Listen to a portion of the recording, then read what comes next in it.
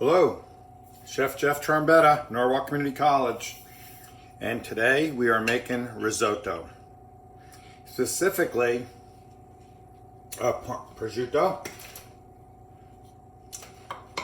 and ramp. That's the whole purpose of this. Ramp risotto. Because I got a lot of them, I got to use them up. I'm going to fold them in at the end so they're fresh. Little crisp, sweet peppers. And some other doodads. We'll see how the time goes. So I have some mise en place here. And we might even talk a little bit about pairing. I have this Trombetta Peterson Vineyard Chardonnay. And I have Rosé. All right. Second year for the Trombetta Rosé. And I have their Sonoma Coast Pinot Noir. So, anyway, without further ado, let's do it. So, I have a different camera set up today. So, feel free to comment. Let me know what you think. But anyway, I'm deglazing my basil pan, my basil jar with olive oil to just suck up that excess basil. All right. I don't know if it's really going to do anything. The basil might dissipate as time goes on. But right here is an important step. What am I doing? I am coating each granule of rice. This is Arborio rice. It's a short grain rice, similar to a sushi rice. Not like the rice we generally like in this country. So it has a starch content, generally comes out. It's great for risotto. And that's what kind of makes it creamy. One of the things that makes it creamy. The stirring and all that make it creamy too. So what we're going to do is to kind of, because this is cooked in stages, risotto is actually a method of cooking. You have the pilaf method, you have the steaming or the boiling method, and then you have the risotto method. And so since it's cooked in stages, we are going to kind of cut things as we go, just to kind of take up time, and so I could talk to you. And these are sun-dried tomatoes. I mean, I'm feeling really Italian. I got my Dabui knife here, great knife. It's got the right weight, and I picked it because it's a little heavier, and it'll kind of chop up that prosciutto pretty nice. Again, ratio cooking. And so how much sun-dried tomato and how much risotto is you kind of look. So stir this once a month. You don't want it to get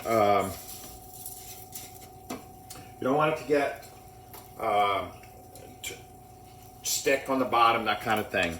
But what the fat does with stirring the rice grains, it actually coats each rice, so it prevents it from being mushy. So it's creamy, but still distinct grains. Very important concept when it comes to risotto, right? And we don't need to saute this, so we could get our first batch of stock in. Stock is hot, stock is chicken, all right? It's not a vegetarian dish.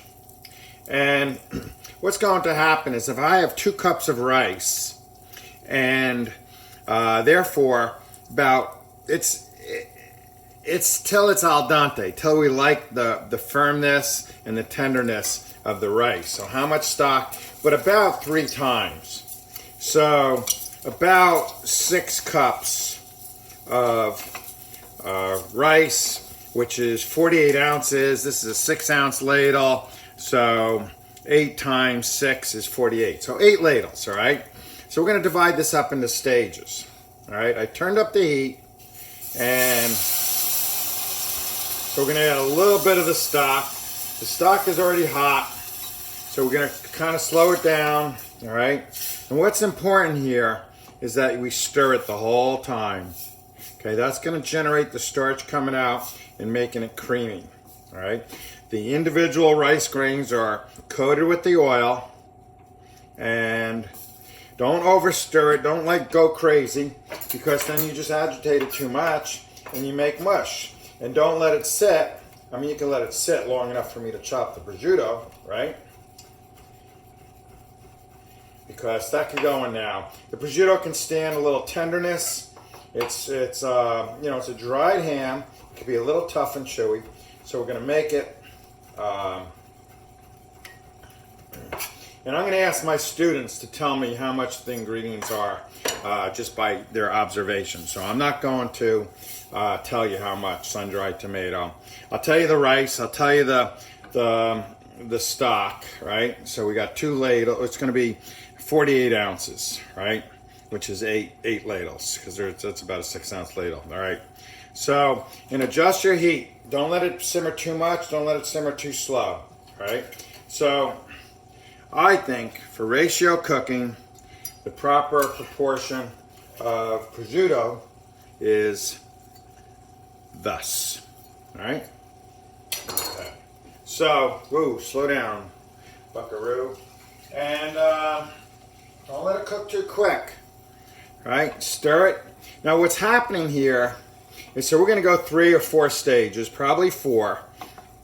And it's standard cooking time for rice, which is about, 15 to 20 minutes. Let's call it 17 minutes and 32 seconds. No, not really. All right. About 17 minutes. It depends. Depends on how much heat. And that reminds me. So that's mostly absorbed. So I'm ready for my second batch of stock. Another two ladles. That's 4. Let it catch up. Turn up my heat. All right. There we go. And so what's going to happen here is that this is slowly absorbing. I'm gently folding it. And when it needs more stock, then I add my third batch. So we'll probably end up doing 4, right? So that's 8 ladles. All right, so we already got 2. We got half the stock in here. So let it absorb. You watch this, and we can get ready with some other ingredients. So we have our tomatoes. We have our sun-dried. We have our prosciutto. We have our sun-dried tomatoes, and next is going to be our peppers. Now this is interesting. Whoa, slow it down. See, it's catching up. You want it to absorb slowly and stir it. Now in the restaurants, what they would do is they would cook it 2/3 of the way and let it sit underdone. And then someone gets an order for risotto, because they don't do this every time. So it's not quite the same as you making it at home, putting some real love into it. And it's just not quite the same. But so then they take it and they add that final stage, stir it up to tenderness and that kind of thing. And and then hence, thus you have risotto. Okay, so I'm going to go the short julienne. All right, I'm not going to add it yet, because this is what I was going to say.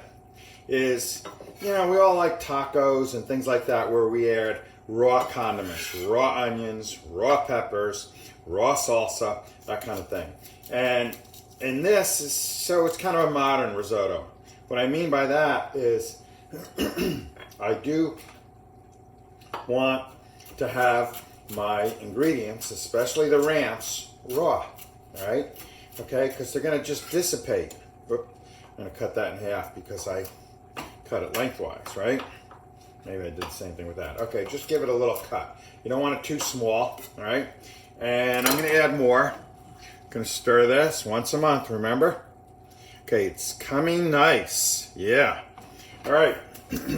We could add pepper at any time. Let that infuse. This is fresh cracked pepper, right?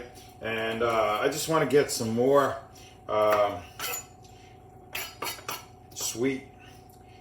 these sweet orange peppers in there, because that's going to be really good, right? And all right, so we'll go crosswise, so they're a little shorter, so they're not hanging off the fork. There we go. All right, stir our risotto once a month. You can see there's some liquid, but it is absorbing. Oh, nice. You can see the rice swelling. Study your food. I've mentioned this before. Study your food. What does that mean? Okay, you look at your food. You watch it cook.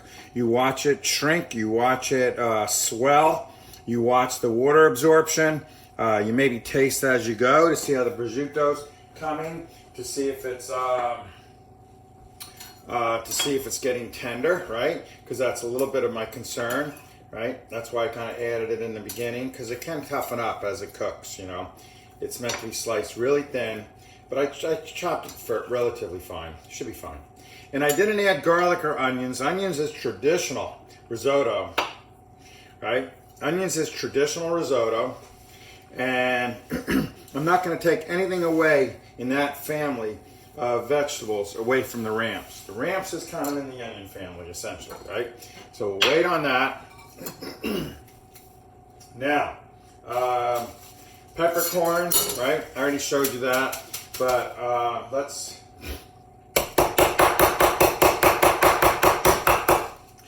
do peppercorns. Right? I'm almost out. So. And you know what? This makes a world of difference. It really does. It really freshens it up. Peppercorns can be kind of minty. All right? So, do that. And there we go. So this is going to be a little peppery. I'm going to be careful with my salt because I got prosciutto, I got the sun-dried tomatoes. I have olives here. I'm not going to add the olives. I just don't think they belong. Let's get our ramps going. All right? We're almost ready for our third stage. And not ready to quite taste. But what's going to happen here is I'm going to get the white part going in there, right? Because that could cook a little bit. And then I'll fold the greens in more towards the end, because that'll really freshen it up. All right. As Rick Orlando would say, almost like a ponytail. This is the ponytail, right? And that's good. You don't need to cut it up anymore. They'll kind of dissolve, right? So that's our ramp whites, right? Which is more of the oniony flavor, the stronger flavor. And, oh man, this is going to be good. All right, so I'm going to turn up the heat and get my third stage of chicken stock in here. All right. Now I'm going to start to taste this soon to see how it's coming along. And, okay, it's up to a boil. Turn down the heat. All right. Just let that baby cook. All right. Can't forget our peppers. Now, so this is quite a bit of ramps. You know what? I'm going to garnish it. That's a nice one because I'm going to put it in a bowl. And let's see what else. Yeah, I like that leaf. I like that leaf. I got more. Don't be cheap. Won't be cheap with the ramps. They're abundant. Let's do it. Oh, what's this white got away from me, huh? Get that in there. Okay. Now, what I was going to say earlier, which I think I didn't, is the pot choice, right?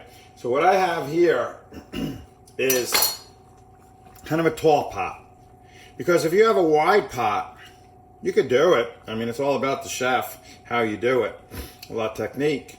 But this controls the evaporation and the absorption a lot better, the fact that it's tall, right? So it's not cooking too quickly. There's not a lot of surface area on the heat, right? So this is study your food, and when you make your prepare your food multiple times in your life, you kind of realize these things if you study your food, because you watch how they cook, and you become a great chef. And I think that's really important. These are getting a little bit broad, all right? Slower that, because I don't want to hear that bubble, bubble, bubble, all right? This is good. And it starts to absorb a little more slowly right now, too.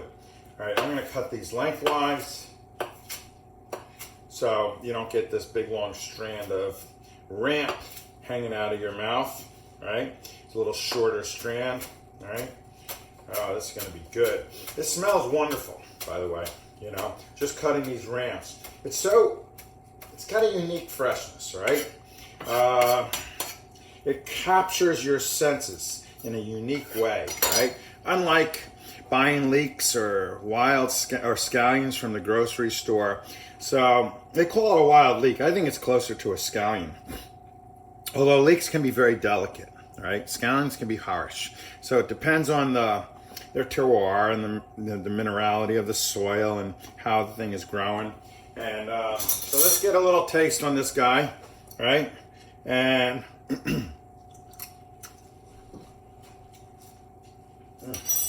so we got a ways to go. It's about half cooked. It's sticking to my teeth. I can get an idea of the salt content. I could also get an idea of the pepper content. And so what's going to happen here is we are going to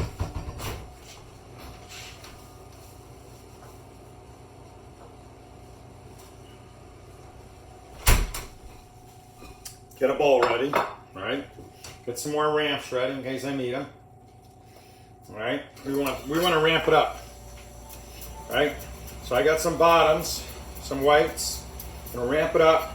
It's very delicate, so the ramps dissipate. They're very volatile, very fresh. But just kind of remember what I was saying earlier about the raw vegetables. You know, just like a taco. Okay, sometimes you like cooked vegetables in your thing, but I used to work for an owner of this place. We used to make great burgers. It's like one of my first jobs. And we used to make a chili. And he used to insist on putting certain things at the end, especially the peppers, especially the red onions. We'd fold it into the chili, but he'd like a crunch to them. Right? He didn't want them really cooked in. And it really gave the chili a pop. And so that's what's going on here. So we're gonna add all that in there. I might even add a little bit more. All right, I'm gonna save that. That's a nice leaf for a garnish, right? Save that. Save that. Yeah, they all look good, huh? All right, we're gonna go the big ones, and that's enough. There, okay. So according to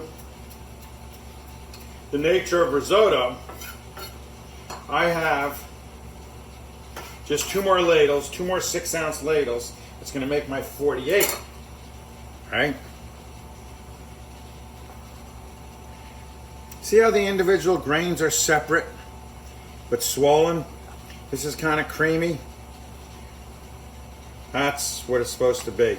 See, especially on the bottom. I'm not stirring it good enough. All right?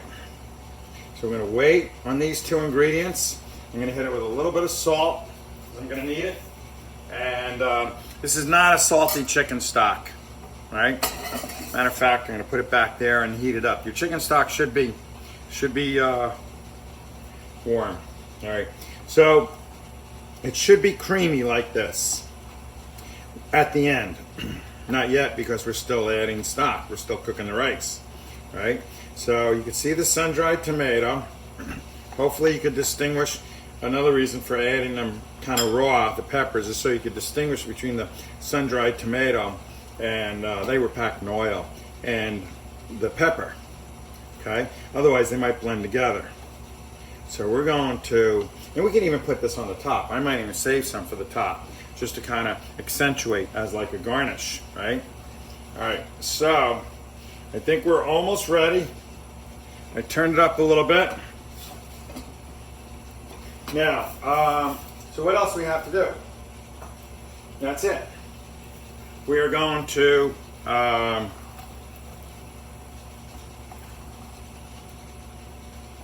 taste this again, see if it's cooking anymore. And all right, new spoon.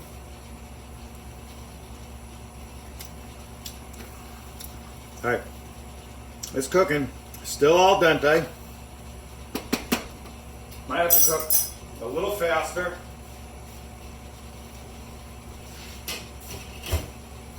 All right. Chicken stock got hot. See, it's almost absorbed. Don't let it get dry. Don't let it absorb too much. And two more full ladles.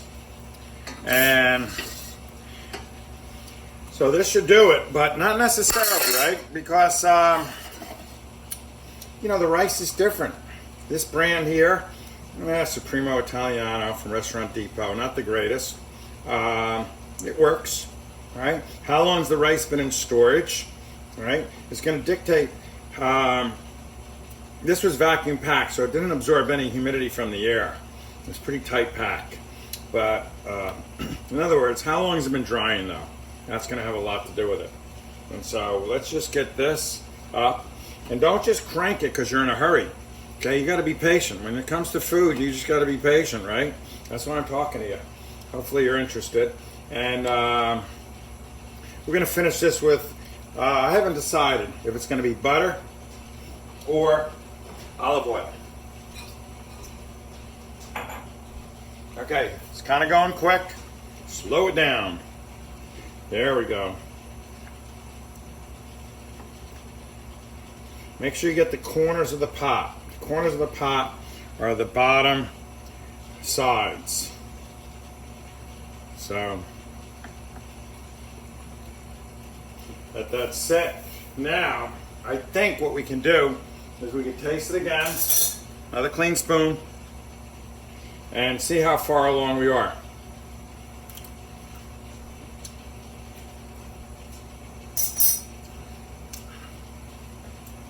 I think I'm going to wait. I think I'm going to add a little bit more pepper. We're going to add Parmesan cheese, and we're going to grate some Romano cheese on the top. A little more salt. All right. How's that look? Looks pretty damn good to me. All right. So we're going to get our Parmesan cheese. We're going to stir that in. Classically, it's got butter. It's a northern Italian dish, all right, where they cook more with butter, and as opposed to olive oil. All right.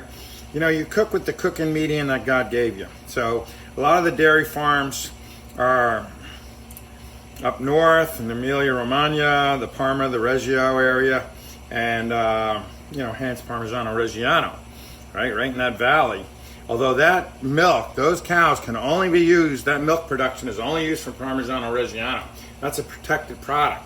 That's what that means when you see a PD, what's it called, PDO, right? It's a protected product, right? Designated for Parmigiano Reggiano. But anyway, so a lot of the butter comes from the north of Italy. And so this is generally cooked with butter. Doesn't mean you can't cook it with olive oil, right? Because, you know, we're in America. We can break all the rules. Do whatever we want here, right? So, got our ingredients lined up. Got our bowl lined up. And we're going to kind of rush it along because I'm running out of material to talk about. And we're going to dry this up with, like I said, the Parmesan cheese. We're going to shave some Reggiano, not Reggiano. This is Reggiano. Okay, this is already pre-grated. Not a very good one, but it is Reggiano. Okay, it is from Parma,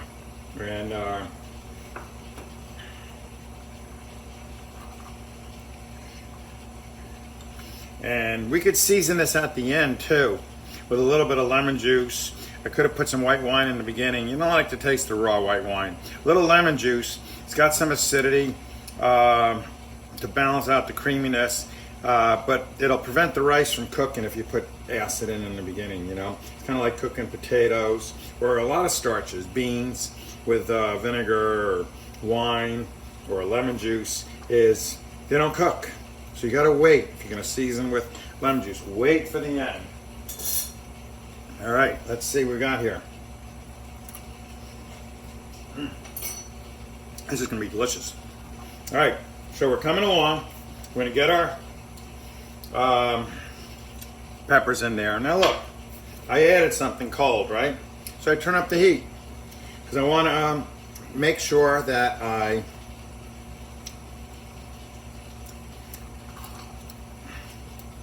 recover my heat. There we go. All right. So now I can turn it down. I recovered my heat. It's pretty hot in there. Let's get our ramp in there. And now this is going to absorb some of the moisture. So I might have to add a little bit more, right? It's going to be done perfectly because it was just a little bit too al dente for me. A little too firm. But now with this extra cooking time, the extra stock, oh man, this is going to be good. You know what I got to do? I got to set up my garnish, right? So I want some to kind of stick out. I think that's a beauty. Stick that out. And some leaves to kind of go over the top. Now, can you see? Yeah. So this is what they call a chiffonade. Sometimes it's real common with basil. So I roll this up like I'm rolling a cigar with an outer leaf. And all right, that's going to go in the risotto. And very thin. All right, see how I'm riding my knuckles? And I get a little chiffonade. Very thin, shredded ramp green. Okay, ride my knuckles. Just back them up. Keep my finger back there because I'll cut that. All right, but kind of work the product into the knife with the thumb. All right, that's it. That end goes in there. That end goes in there, and so that's going to be my garnish, right, for the top. So that shows that it's a fresh ramp. Man, it smells good. This is going to be really good. All right. Oh man, that's perfect. I'm just going to taste it, and running out of spoons.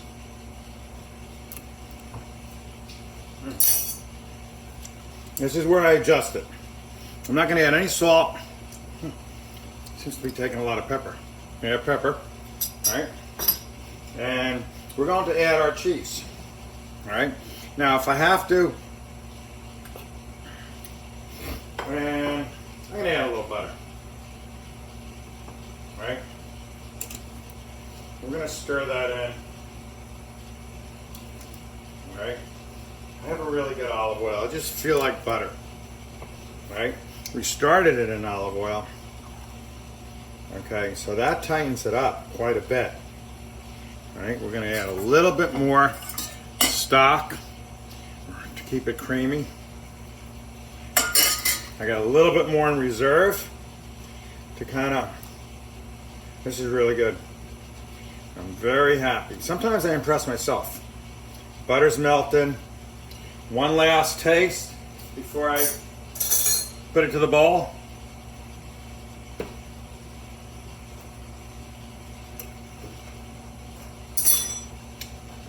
All right, that is absolutely perfect.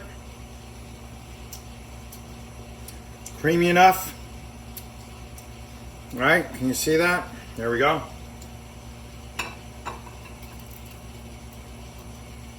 Whoa, don't over portion like I did. That's all right. I could eat it. So now we're going to take our chiffonade ramp, right? I'm going to get it all in there. Don't be bashful. Now I'm going to take my Romano, because it did need a little salt. Romano is salty. It's Pecorino Romano. Pecorino sheep. This is sheep's milk. All right, so just take this truffle shaver. Trying to get my money's worth. It's not that good of a shaver. I think I've told you that before. I bought it in a market in Florence, Mercado, and I don't know. All right, so let's do that. Let's do that. All right, don't be afraid about the cheese. So anyway, Pecorino Romano from sheep's milk is a little saltier, and let's stick this in here. And I think the perfect thing is a Trombetta. It's an acid-driven Chardonnay from this particular vineyard, Peterson Vineyard in the Sonoma County, and so this is going to be very creamy and cheesy. So an acid-driven Chardonnay, not overly oaked, not real buttery and rich, but you know, good character, good fruit, and but still a lot of acid to maintain that balance. Is just going to pair beautifully with this. So let's just call it a day. And we got 1 spoon left. 1 spoon left. Let's taste it.